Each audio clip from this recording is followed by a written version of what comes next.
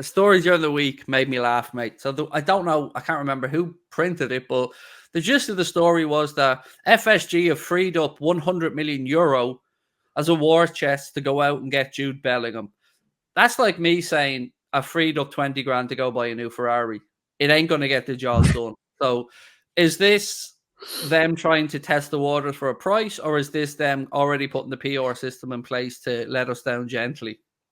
I think it's probably agent talk, if I'm being brutally honest. I want to hope that they're looking towards Bellingham and then they're thinking that this is going to be. But if I'm being brutally honest, even though there's been reports, I think I can't remember the fellow's name now, but reliable Plettenberg said that we were going to go for Bellingham. I just don't see it happening. If I'm being honest now, I know that I've got a back. Why, Chris? Why wouldn't it happen?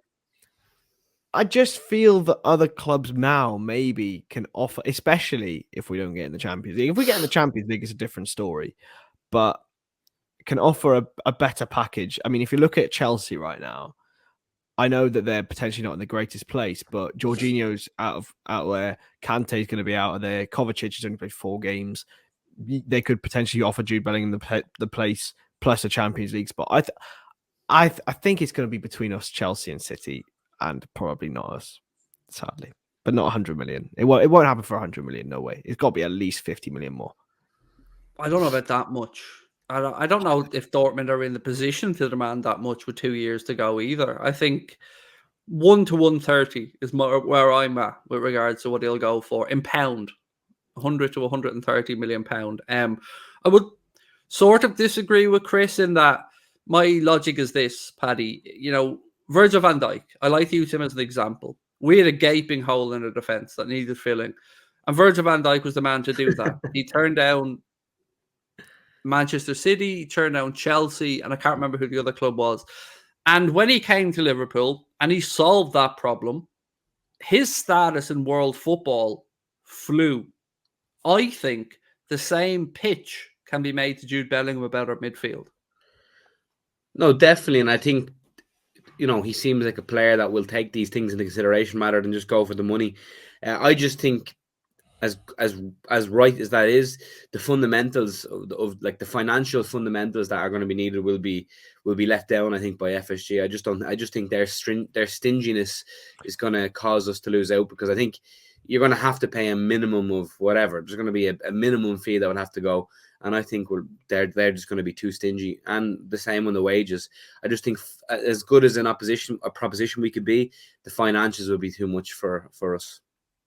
So this comment, the fair comment, I still do, but there was always a caveat. Always one caveat to everything I said. I said, if it's put to Jude Bellingham and he has a decision to make, he will choose Liverpool. I stand over that. What I've always said is, all of that is subject to FSG agreeing a fee and paying it to Borussia Dortmund. None of us can predict that. I don't have an in with FSG. I don't have a clue what their thought process is. But I would say, Chris, I think FSG have nearly painted themselves into a corner here, because we've had the line for years about the generational talent, the right player at the right time, and all of this stuff. And they've also let it be known that Bellingham is that boy. He is Klopp's choice. You have Henry Winter coming out about it. It's a known secret that he is the project. He's the choice. So I don't really see that there is an excuse here for them. If we can afford it, like you tell us we can, like you tell us we have money to compete with these clubs, we've generated as much as United or more than United in the last year. Yes, we are still questionable for Champions League football, but of current seasons and of the future, I don't think there's an excuse for them outside of they just don't want to spend it. Absolutely. I mean, if you look at what we've all said, really, that it's now we've got a sort of lag in our squad where we've got the prime players in their prime, maybe a lot of players, some of them past their prime, a lot of players, young players, exuberant talents, missing that middle ground because of the sort of lag that they've provided. If they don't inject something into that, the precious Champions League money is going to go. And I'm talking, yes, in January, they have to. That everything's based around getting Champions League money and getting consistent performances that this year haven't come yet. And why Look haven't at they the way come, Chris? Why haven't they come? Because exactly, it's all in a circle, isn't it? It's all in a circle because of that lag that we spoke about. I don't know whether it would be financially responsible to put all of that money on Bellingham when you could buy 3 midfielders for that.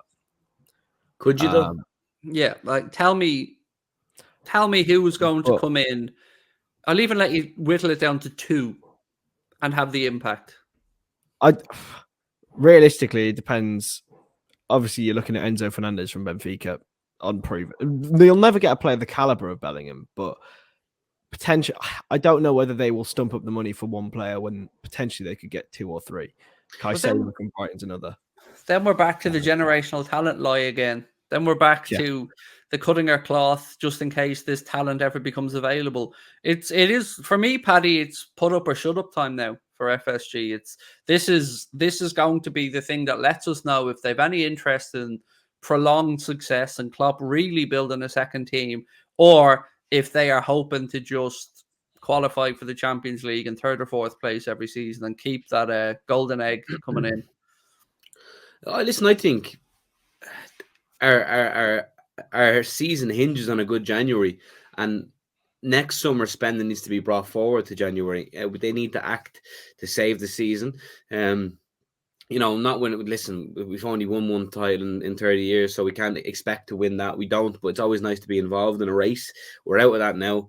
Will we give the Champions League a go? Realistically, the Cup's grand. You might want to win them, fair enough. Wouldn't say no, but they're not really gonna, it's not really gonna set, the world alight. So they need to act in the summer or in January. I wish just gone are the days of us actually doing shrewd business though, like going to a Hull and picking up Andy Robertson. We don't do that anymore. Shrewd business. We it's just always it's either massive money on like a Virgil van Dijk or an Alisson or nothing. I mean, Carvalho is a shrewd signing. I think there is. I'm going to get slated for this. I think there's 0 chance that Jude Bellingham signs for Manchester City. 0.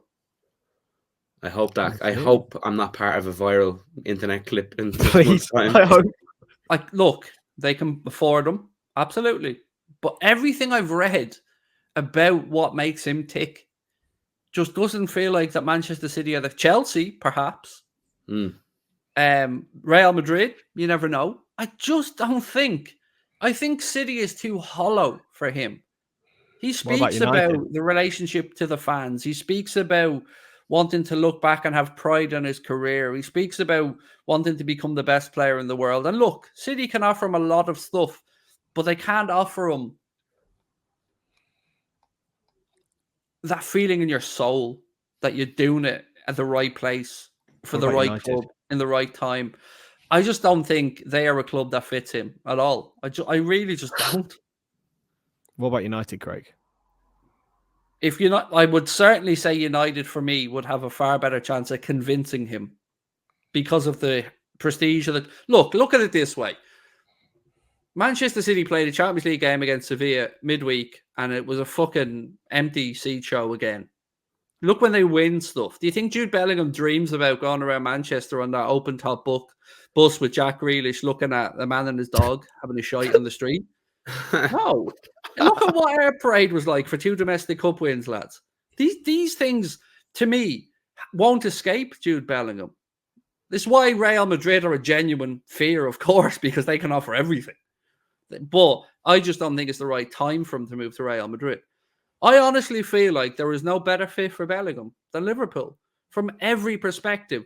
And one of the things that made him choose Borussia Dortmund over Manchester United when he left Birmingham was the dossier that was put to him, the statistically driven analysis that showed exactly what they were going to do, how they were going to build around him, and how they were going to push him on to the next level.